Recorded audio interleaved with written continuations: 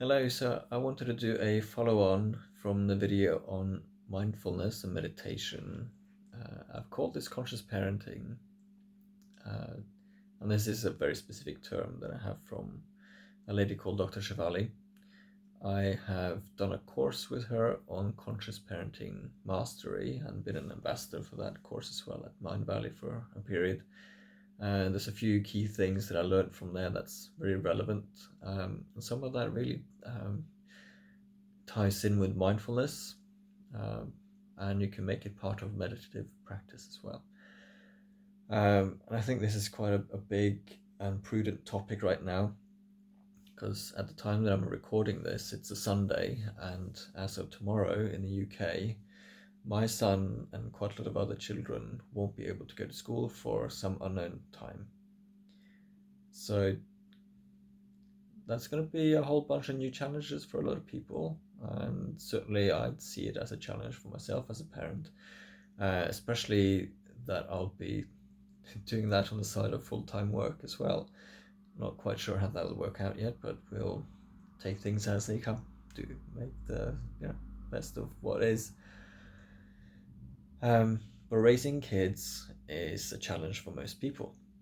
Yes, some people who seem to at least express outwardly that they love kids and they love it all and it's amazing. That may not always be the case underneath the surface, so I don't want to make such assumptions for anybody, to be honest. And yeah, this transition is probably going to be challenging for a lot of people. So if you're one of those who are watching this, I hope that you get something out of what I'm going to share. But actually, before I delve into the bits and bobs that I want to share here today, if you can afford it, I so strongly recommend the Conscious Parenting Mastery course on Mindvalley. It's an amazing course. I mean, it's one that gives benefits to anybody, I believe. And I did it along people who were not even parents. One of my fellow ambassadors at Mindvalley got so much out of it. Really great. So, a few little bits and bobs that I wanted to share. And the first thing is not necessarily connected to conscious parenting, but quite a general message about prioritizing ourselves, our self-care, how important it is to do that so that we can fill our cup, so that we have something to pour out of.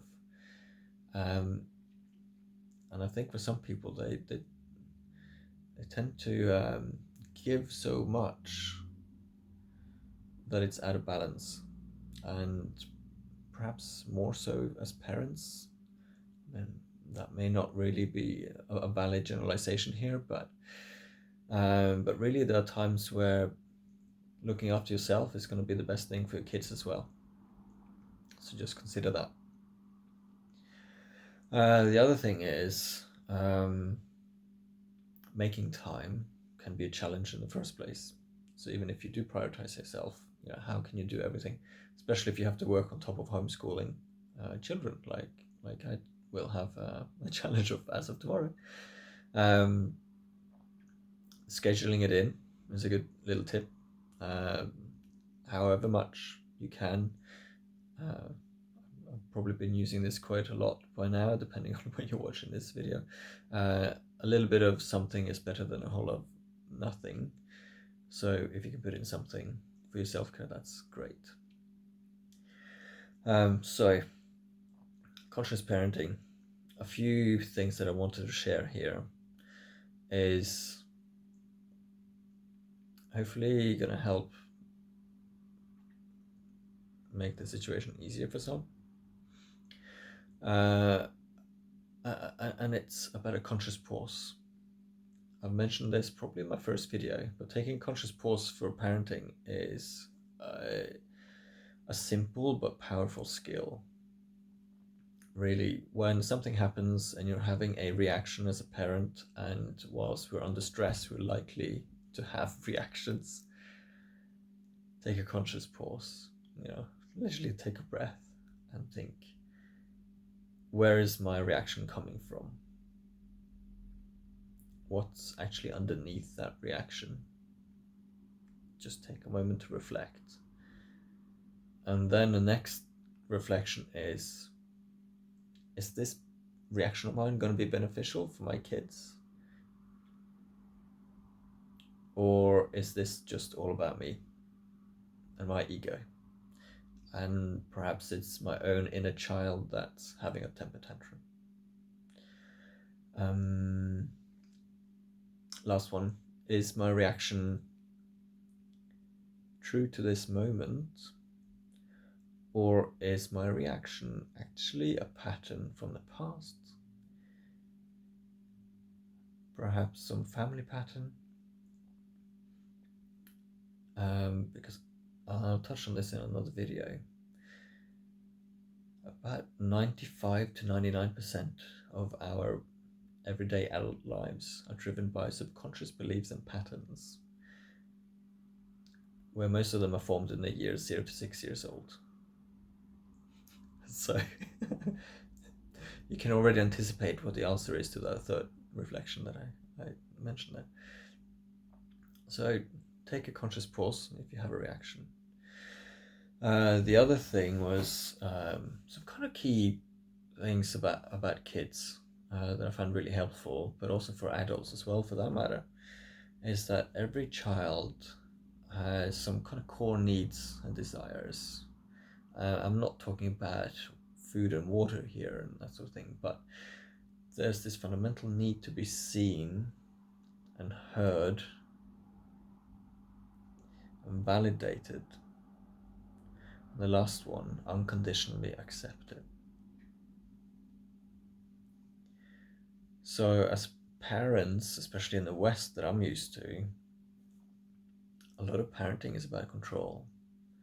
Actually, conscious parenting is about throwing that out of the window. Because control is futile, really.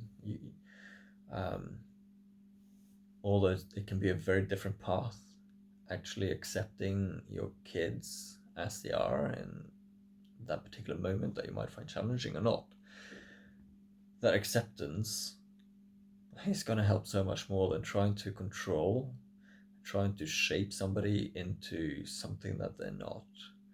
So this is about putting our egos to one side and perhaps offering our kids something that we never had ourselves. And perhaps we need to do that for ourselves first. And this is where the path of conscious parenting is a lot about ourselves. Actually, it's all about us and ourselves. Although our kids are kind of part of the picture. Yeah. So if you want to find out more about this, I really encourage you to look up conscious parenting. Can't even speak now. Time to wrap up this video. Clearly, Dr. Shefali has a book called Conscious Parenting, so you can have a look at that. She's quite active on Facebook. I'm going to give a link to a group on this topic with somebody else, which involves meditations and information. So do check it out. And if you want to go deeper onto this journey, I really encourage you to consider looking at the Conscious Parenting Mastery Quest. You can even just do a free masterclass for it and get a lot out of that as well. So I hope that this message finds you well. All the best. And if you have any questions or comments, please do add them to the Facebook post for this. Okay, ta-ta for now.